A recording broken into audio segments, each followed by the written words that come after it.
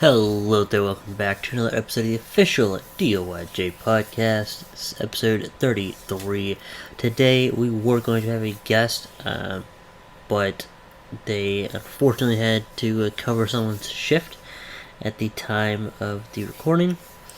The guest was going to be a firefighter. That has not been canceled, but instead has been postponed for another podcast.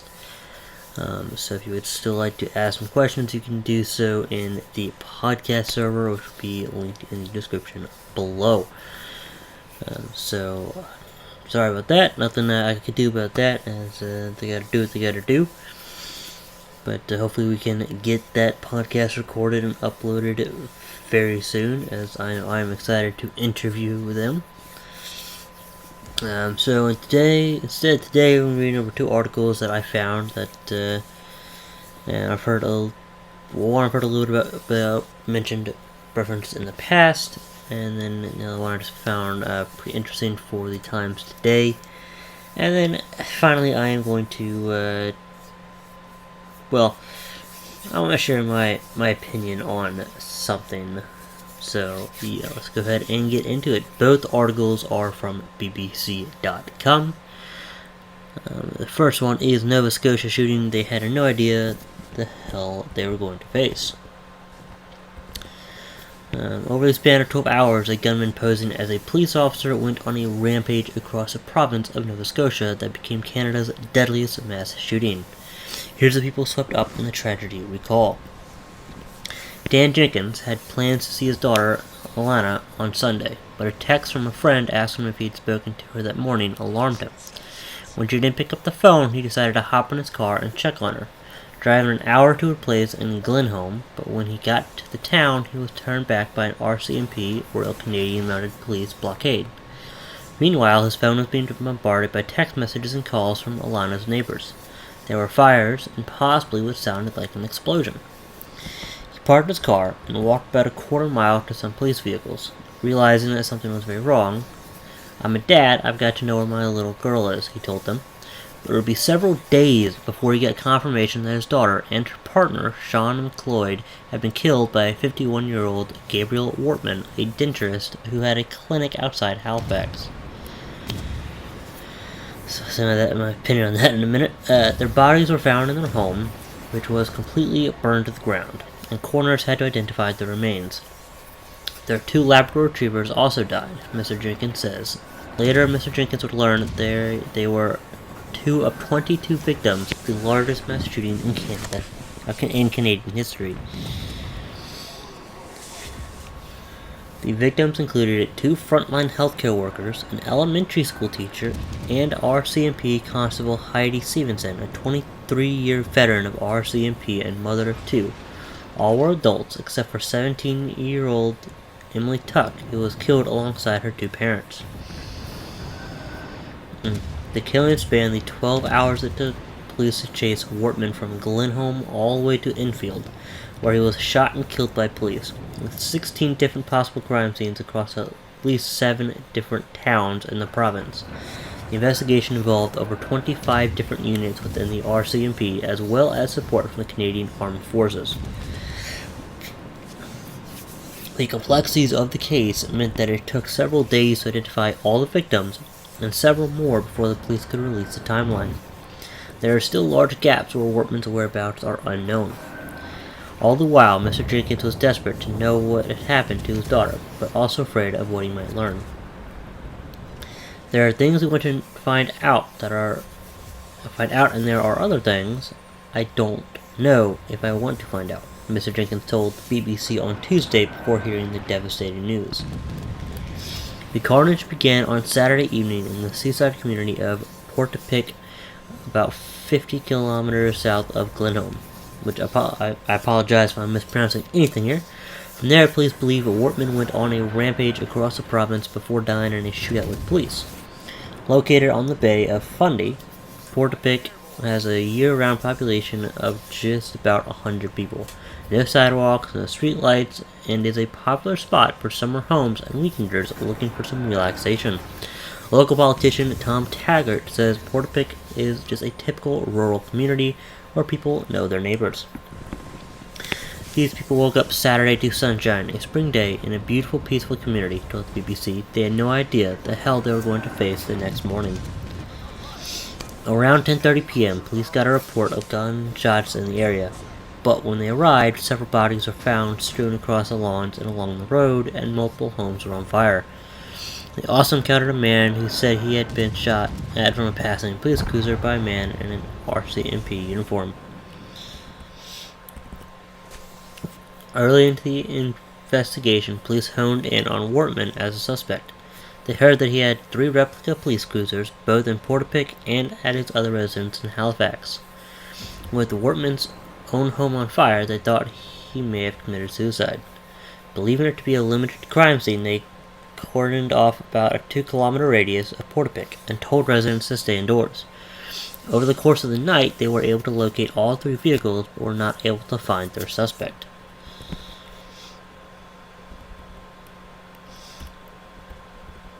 What they didn't know is that there was a 4th vehicle, a detail that would haunt them in the days to come, as Wortman used the cover of the law to create confusion.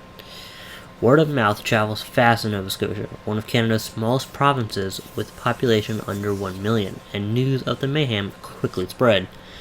Harry Sullivan, a reporter with the Saltwire Network based in Truro? Yeah, maybe, I don't know, wasn't supposed to work that day. But the veteran journalist got in his car and headed to Portapique on Sunday morning. As he passed through the town of Depart, about halfway between his home and Portapique, he saw a police car driving at a very high rate of speed with its red and blues flashing in the opposite direction. I thought, why are they going that way when the action is the other way, he told the BBC.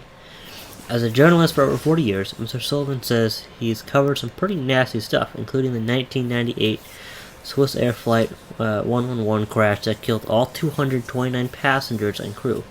I've never encountered anything like this, he says. Police are still trying to determine a motive, but they believe Wortman's first victim was his girlfriend, who escaped after being assaulted by him sometime earlier on Saturday. Hiding in the woods overnight, she emerged around 6 a.m. Sunday morning after calling 911. She told police about the 4th car and gave important details about what kinds of weapons Wortman was carrying. Okay, so not like victim of, murder, but assault. So she got away, fortunately for her. Nancy Hudson, who lived near Wortman in Portapique, told the National Post that Wortman was very jovial, but that he had another side. He had an obsession with his girlfriend, just being jealous about things with her. I think that's where things got in the way, she said. She was a beautiful girl.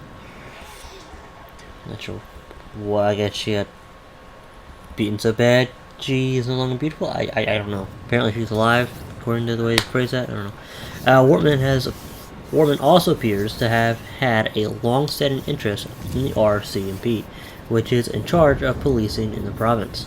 Several people have noted that Wortman told them that he liked to fix up decommissioned police vehicles, and a copy of his high school yearbook that is circulated on social media says Gabe's future may include being an RCMP officer.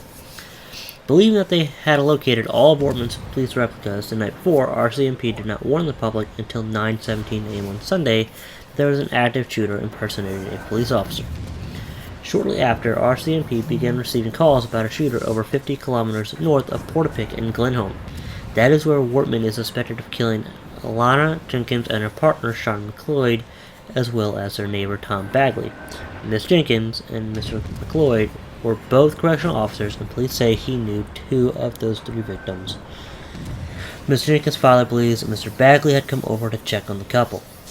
The suspect then went over to a friend's home, dressed as a police officer and carrying a long gun. He banged on the door, but his friends did not let him in and called the police instead.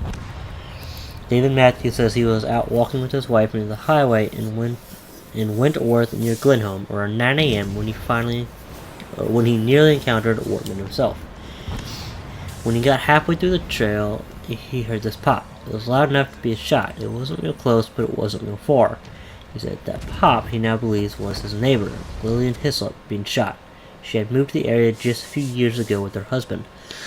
They would often run into each other on walks, and Mr. Matthews believes she was just getting her daily exercise. She was out walking a day before, he said. I said, be safe. You never think that that's the end. In the hours between his killing spree in Glenholm and his final confrontation with police, Wortman was able to use the cover of his very convincing replica RCMP cruiser and authentic police uniform to cause even more destruction.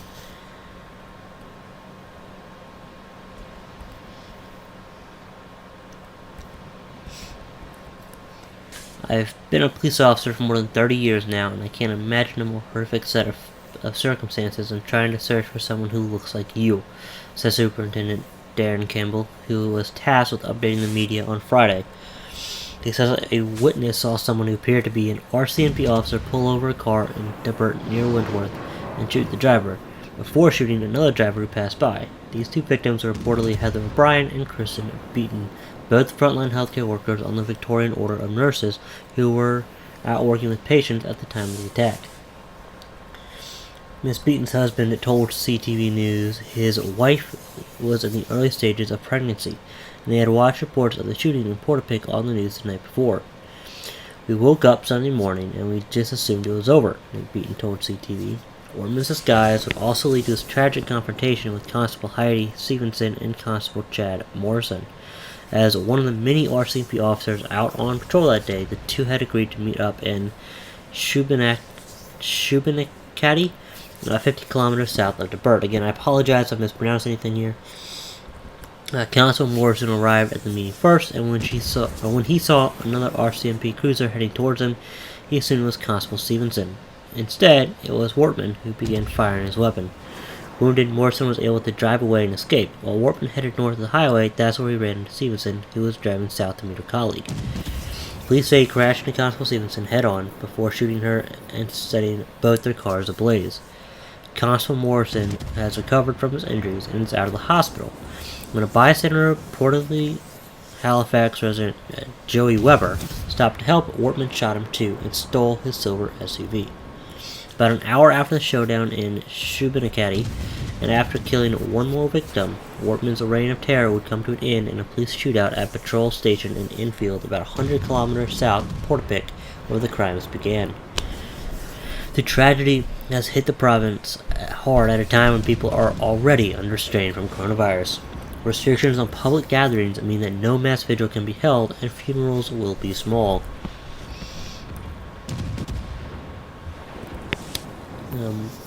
Prime Minister Justin Trudeau attended a national online vigil on Friday evening, and locals are hoping to plan in-person memorials after the threat of the virus has passed.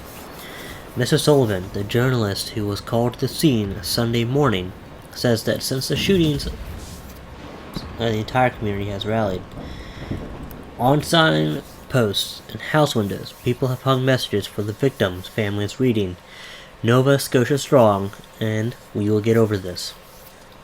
While people are obviously hurting, we are also resilient, and the overall mood that I am witnessing is one of pulling together to get through all this, he says. The support has not gone unnoticed by Mr. Jenkins, whose daughter Alana was killed. Seeing everybody's window with a candle in it tells you that you have a community that cares, he says. But knowing that his daughter Alana was just one of many victims, and that his suffering is felt by probably hundreds of others, is hard to bear. I wish it was just us grieving, he says. That is very unfortunate. And what is it, 2022 people? That's unfortunate. But what I want to know is, well, I wish he'd been caught alive, because I'm curious to know why. I mean, if he was a denturist, I mean, I'm guessing business probably was slow about now. I mean, that's most businesses are. But I mean, if he was a denturist, I'd imagine business would be somewhat good. I mean, is anything that kind of, I know it's not technically a doctorate or anything, it's not a dentist per se, but I mean, still, business has got to be at least decent to be able to, keep the bills on, keep the lights on. But yeah, that's very unfortunate. So our prayers with the podcast ever go out to the families of that shooting. Now we're gonna go ahead and cause I don't want to dwell on that too much, because a lot of bad things happened recently. The coronavirus I'm talking about. So all the deaths with that. So unfortunately, crime still happens. Just less of some, more of others. So let's go ahead and read on to what should be I haven't read this article yet. Let's go ahead and read what should be a more positive article. Again, brought to us by BBC.com. And it is Messenger Rooms. Facebook's new video calls let 50 people drop in. That's gotta be tiny. That's gotta be if you have 50 people on one screen. That's gotta be tiny. I mean, you're gonna want to use your TV, like a 50-inch TV, and they're still gonna be like an inch. Think about it. On a 50-inch TV, they're like everybody's gonna be like an inch. I would think. I mean, I think that's what the math would be. Maybe 2 inches, but still small. Anyway, Facebook has added a wave of new video calling features to WhatsApp, Messenger, and its main app, following increased demand for social video calling. New Messenger Rooms will let people start group video chats that can be joined by up to 50 people. The company told the BBC it released the features earlier than planned due to the coronavirus lockdown. Facebook said it had worked with cryptographers to prevent unwanted guests from dropping into chats. While the new features will launch for some users in the UK on Friday, it will take several weeks for the update to reach all Facebook members.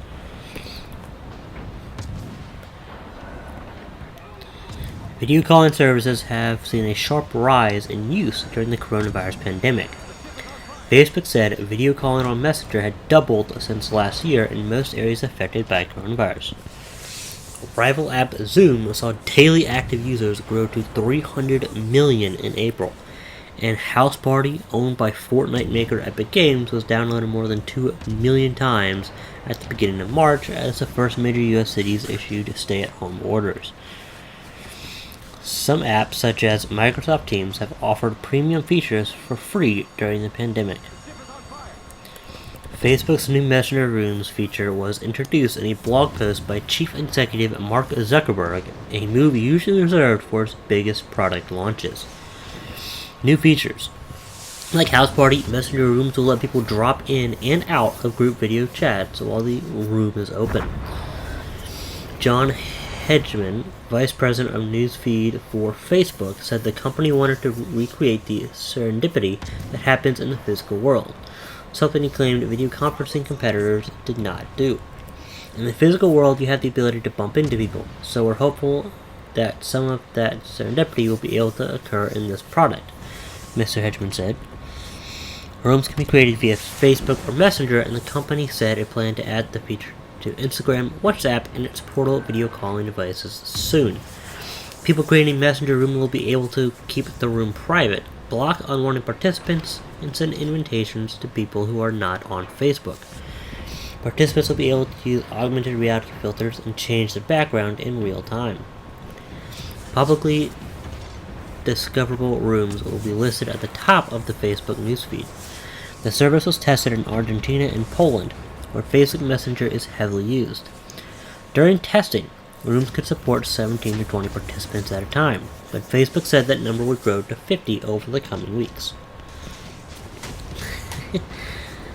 Alright, Zoom bombing. Facebook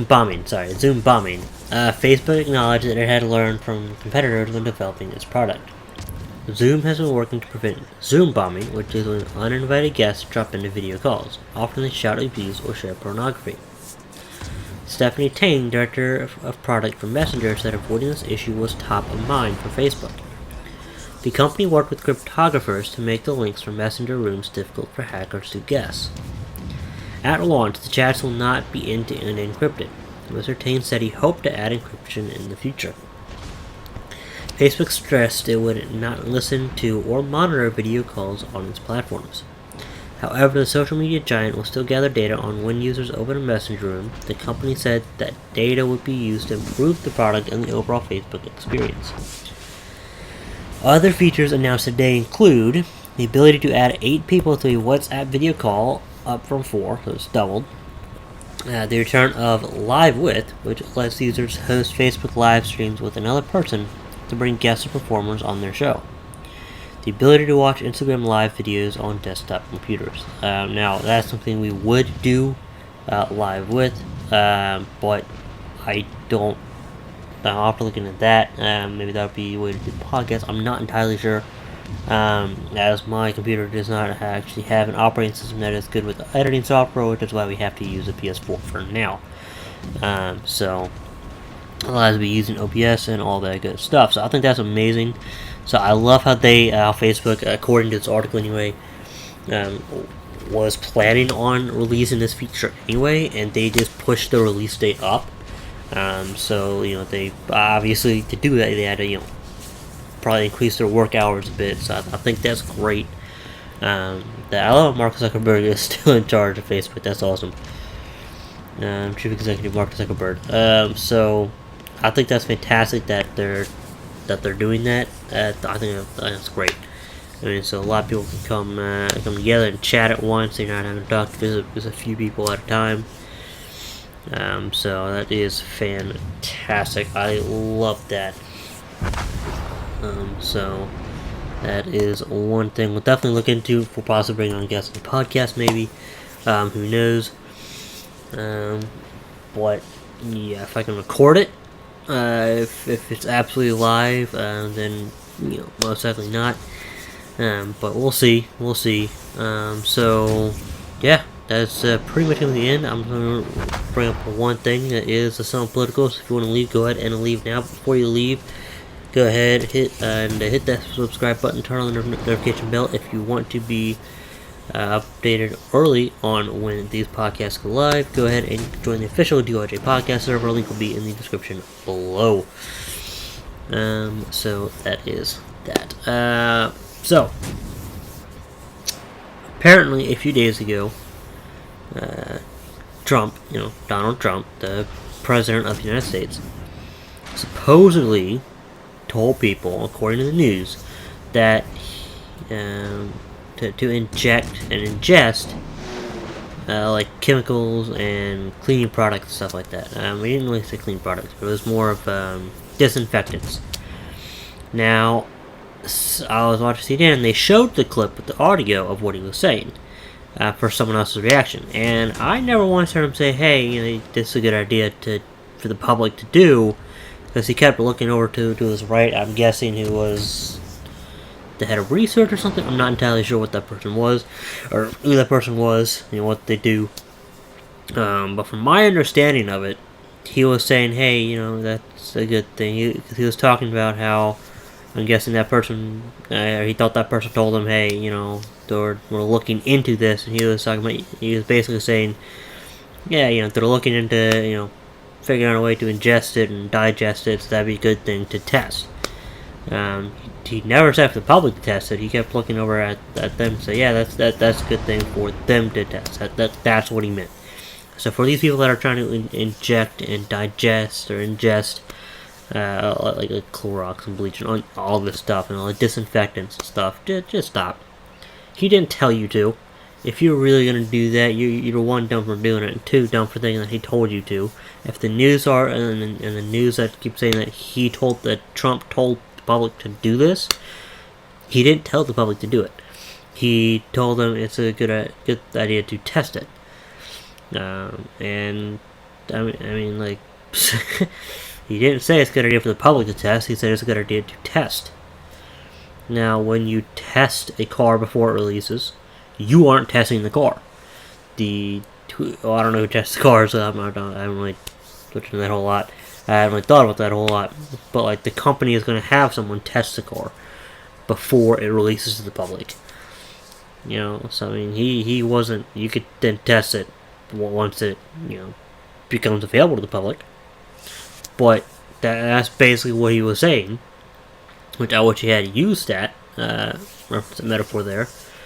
But and then they said that he was, and then it was lying when he said he didn't tell people. He said he was being sarcastic. Now, he didn't sound sarcastic, but he certainly wasn't telling people to go ingest and digest and inject and whatever other way you want to get chemicals in your body and disinfectants in your body, whatever. He wasn't telling the public to do that. He never told the public to do that. He was saying it was a good idea to test. So for all those people that are doing it, stop. I saw people that are telling him that, oh, he lied, or whatever, that he did tell people to do it. Stop. He didn't. I mean, are you really that dumb you can't obviously hear what he actually said? I mean, like, okay, so I don't really talk about politics. I'm not a big fan of Trump. I'm really not.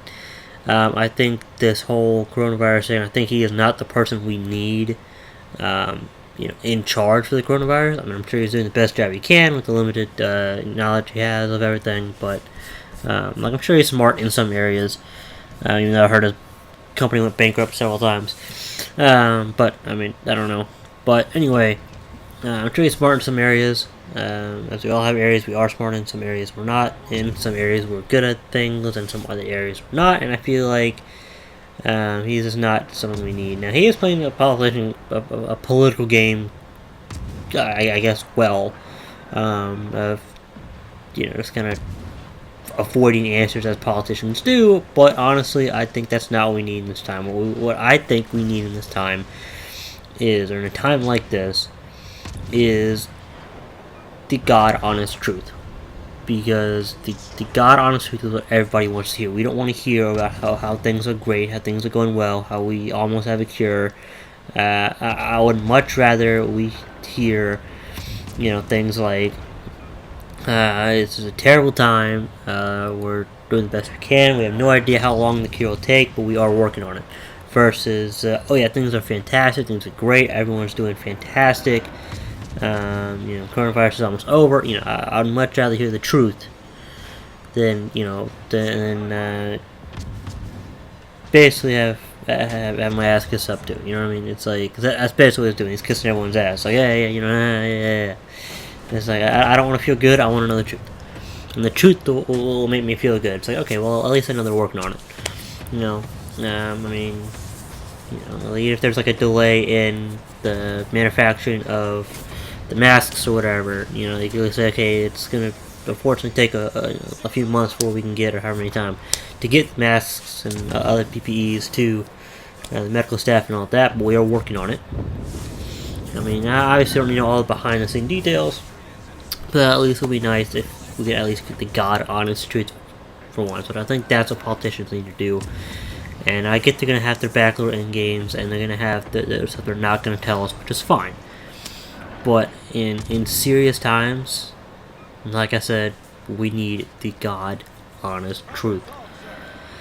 That's my opinion on that. So there you go. If you stuck around for this, I do appreciate it. So don't forget to again hit that subscribe button, turn on the notification bell, and join the official DOIJ podcast server, which is linked in the description below. If you want to join the best roleplay server on PS4, Xbox One, and eventually 5M. It is still growing, 5M. So we also have Red Dead Redemption 2 roleplay on PS4 and Xbox One. So that is DOIJ RP is the server. Go ahead and click on that link. That link will be in the description below. That will take you to the interview server. And if that link doesn't work, go ahead and let me know, and I'll try and get a new one for that. But if it doesn't work, then you can go ahead and click on the official DOIJ podcast server link, and in there you go to how to join DOIJ. You go to that chat, and you click on the link there, and that should work. That will work. So do that, and don't forget to check out my other videos. I just released a video out today. It'll be public at the time of recording this. It'll be going public in a few hours. I have time posting this too. But if you are in the official DOIJ podcast server, if you are in DOIJ RP, you will get the exclusivity of both of these podcasts and my videos, my RP videos, for at least a few hours. So there you have it. Stay tuned. Stay awesome. Thank you all so much for listening in.